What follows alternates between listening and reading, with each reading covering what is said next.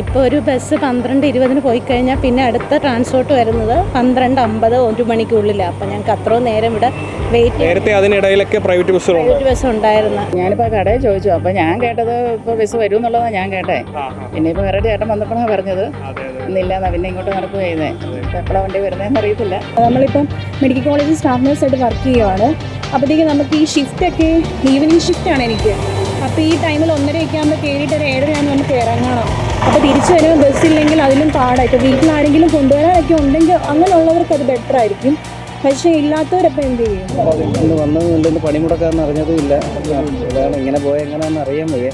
സർക്കാർ പ്രിയദർശിനി പദ്ധതി പ്രഖ്യാപിച്ചതോടെ പ്രൈവറ്റ് ബസ്സുകാർ ആകെ കഷ്ടത്തിലാണ്. അവരുടെ സ്ഥിരം വരുമാനത്തിൽ ഗണ്യമായ കുറവാണ് ഉണ്ടായിരിക്കുന്നത്. ഇതേ തുടർന്ന് ജൂലൈ 8 മുതൽ അവർ പണിമുടക്കിയിരിക്കുകയാണ്. ഇതേ തുടർന്ന് സാധാരണ ഗ്രാമങ്ങളിൽ ജീവിക്കുന്ന ജനങ്ങളെ സംബന്ധിച്ചിടത്തോളം ഇത് വളരെ വലിയൊരു ബുദ്ധിമുട്ടാണ് ഉണ്ടാക്കിയിരിക്കുന്നത്. ബൈ റൂട്ടുകളിൽ ഇടതടവില്ലാതെ ഓടിക്കൊണ്ടിരുന്ന പ്രൈവറ്റ് ബസ്സുകൾ ഓട്ടം നിർത്തിയതോടെ വല്ലപ്പോഴും മാത്രം കാണുന്ന KSRTC ബസ്സുകളെ മാത്രം ആശ്രയിക്കേണ്ട അവസ്ഥയിലേക്ക് ജനങ്ങൾ പോയിരിക്കുകയാണ്. ഇത് അവരെ സംബന്ധിച്ചിടത്തോളം മണിക്കൂറുകളോളം ബസ് സ്റ്റോപ്പുകളിൽ കാത്തു നിൽക്കേണ്ട ഒരു അവസ്ഥയിലേക്ക് അവരെ എത്തിച്ചിരിക്കുകയാണ്.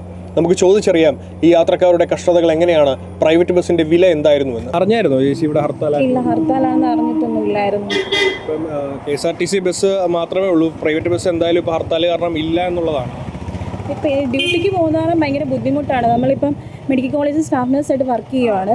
അപ്പോഴത്തേക്കും നമുക്ക് ഈ ഷിഫ്റ്റൊക്കെ ഈവനിങ് ഷിഫ്റ്റാണ് എനിക്ക്. അപ്പോൾ ഈ ടൈമിൽ 1:30 ആകുമ്പോൾ കയറിയിട്ട് ഒരു 7:30 ആകുമ്പോൾ നമുക്ക് ഇറങ്ങണം. അപ്പോൾ തിരിച്ചു വരുമ്പോൾ ബസ്സില്ലെങ്കിൽ അതിലും പാടായി. ഇപ്പോൾ വീട്ടിലാരെങ്കിലും കൊണ്ടുവരാനൊക്കെ ഉണ്ടെങ്കിൽ അങ്ങനെയുള്ളവർക്ക് അത് ബെറ്റർ ആയിരിക്കും. പക്ഷേ ഇല്ലാത്തവരപ്പോൾ എന്ത് ചെയ്യും? അപ്പോൾ അതുകൊണ്ടുള്ളൊരു ബുദ്ധിമുട്ടുണ്ട്. ഇത് നേരത്തെ അറിഞ്ഞിരുന്നില്ല, അത് കാരണം ഒരു ബുദ്ധിമുട്ട്. അപ്പം സ്ഥിരം പോണതാണോ ഈ റൂട്ട്? സ്ഥിരം പോകുന്ന, ഡെയിലി പോകുന്നുണ്ട്. അപ്പം അപ്പോഴൊന്നും ഈ പ്രൈവറ്റ് ബസ് ഉള്ളതുകൊണ്ട് തന്നെ അത് അറിഞ്ഞിരുന്നില്ലല്ലേ, സ്ഥിരമായിട്ട് പോകുന്നു? പ്രൈവറ്റ് ബസ് ഉള്ളതുകൊണ്ട് അറിഞ്ഞിരുന്നില്ല എന്ന് ശരിയാണ്. പക്ഷേ എന്നാലും ഇപ്പം ആ ബുദ്ധിമുട്ട് അറിയുന്നുണ്ടല്ലേ? അറിയുന്നുണ്ട്. പ്രൈവറ്റ് ബസ് സമരമായിരുന്നു അറിഞ്ഞായിരുന്നു? അങ്ങനെ ഞാൻ അറിഞ്ഞില്ല, എനിക്ക് അങ്ങനെ ഓർമ്മ വരുന്നില്ല. അല്ലേ ഇപ്പം ഞാൻ അവിടെ നിൽക്കുകയല്ലോ, കുറേ നേരമായിട്ട് നിൽക്കാം. ഒരു അരമണിക്കൂറായി. എനിക്ക് അങ്ങനെ ചെന്നിട്ട് വേണം മോർണിംഗ് പോരാനായിട്ട്.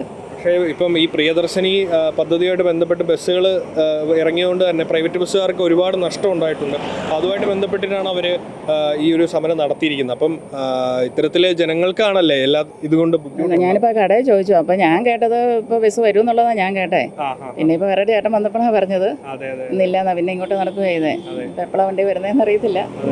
അപ്പോൾ പ്രിയദർശിനി ബസ്സുകളും ഇവിടെ നിരത്തിൽ ഓടുന്നുണ്ടോ? ഇവിടെ ഉണ്ട്. പക്ഷേ പ്രൈവറ്റ് ബസ്സുകളായിരുന്നു നേരത്തെ ഈ വഴിയൊക്കെ കൊണ്ടിരുന്നത്. ഇവിടെ ബസ് സ്റ്റോപ്പല്ലേ, ഇവിടെ നിർത്തൂല്ലോ. അപ്പോൾ അത് കാണാനില്ലല്ലേ? ഇപ്പം കാണാനില്ല. ഇന്നലെ ഇതുപോലെ നേരത്തെ പറഞ്ഞാൽ ഇച്ചിരി മുമ്പ് പോയിരുന്നു, പക്ഷേ ഇന്നിപ്പോൾ കാണുന്നുമില്ല.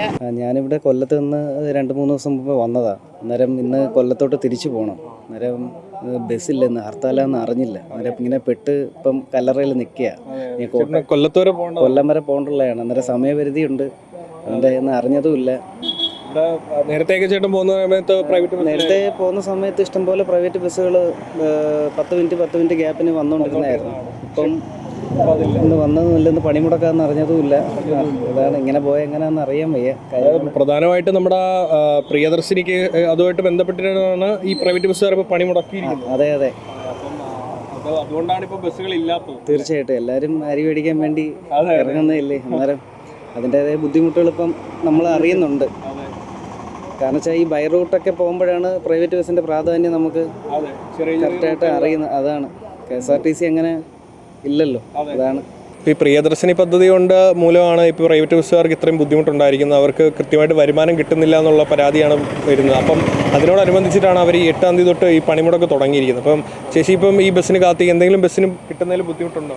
ഇപ്പോൾ ഒരു ബസ് 12:20 പോയി കഴിഞ്ഞാൽ പിന്നെ അടുത്ത ട്രാൻസ്പോർട്ട് വരുന്നത് 12:50 1 മണിക്കുള്ളിലാണ്. അപ്പോൾ ഞങ്ങൾക്ക് അത്രയും നേരം ഇവിടെ വെയിറ്റ്. നേരത്തെ അതിനിടയിലൊക്കെ പ്രൈവറ്റ് ബസ് ഉണ്ടായിരുന്നു. ഇപ്പോൾ 12:30 അപ്പം ഉണ്ടായിരുന്നു, അത് കഴിഞ്ഞ് ആര്യ ഉണ്ടായിരുന്നു. അപ്പോൾ അത്രയും നേരം ഡിലേ ആവത്തില്ലായിരുന്നു ഞങ്ങൾക്ക് ഡ്യൂട്ടിക്ക്. ഇപ്പോഴും ഈ ഒരു ഡിലേ വരും. പിന്നെ ബസ് വരുന്നത് ഇനി ട്രാൻസ്പോർട്ട് ബസ് ഇനി എത്ര നേരം കഴിഞ്ഞാൽ സമയം 12:50 എന്ന് പറഞ്ഞാൽ ചിലപ്പോൾ അത് 1 മണിയൊക്കെ ആവും. അപ്പോൾ ഞങ്ങൾക്ക് ഡ്യൂട്ടിക്ക് കയറാൻ താമസം ഉണ്ടാവും. ഈ ജോലി സംബന്ധമായിട്ടൊക്കെ പോകുന്നവർക്ക് വലിയ ബുദ്ധിമുട്ടാണ്. എവിടെ പോകാനായിരുന്നു? Medical college. V D Satheesan സർക്കാർ അവതരിപ്പിച്ച പ്രിയദർശിനി പദ്ധതി ഒരു നല്ല പദ്ധതിയാണെന്നിരിക്കെ പ്രൈവറ്റ് ബസ്സുകാരുടെ നെഞ്ചു തടിക്കുന്ന രീതിയിലേക്ക് ആ പദ്ധതിയെ നീട്ടിക്കൊണ്ടുപോകുന്നത് തികച്ചും ജനദ്രോഹപരം തന്നെയാണ്. പ്രൈവറ്റ് ബസ്സുകാരെയും ഉൾപ്പെടുത്തിക്കൊണ്ട് അവരുടെ ആവശ്യങ്ങളും കേട്ടുകൊണ്ട് തന്നെ ഈ പദ്ധതിയെ വളരെ കാര്യക്ഷമമായി മുന്നോട്ട് കൊണ്ടുപോയാൽ മാത്രമേ പ്രിയദർശിനി പദ്ധതി വിജയകരമായി കേരളത്തിൽ അവരുടെ ഭരണകാലം കഴിയുന്നതുവരെ നടത്തിക്കൊണ്ടു പോകാൻ കഴിയൂ. അല്ലെങ്കിൽ ഇതുപോലെ ജനങ്ങൾക്ക് വലിയ രീതിയിലുള്ള ബുദ്ധിമുട്ടുകൾ അനുഭവിക്കേണ്ടി വരും.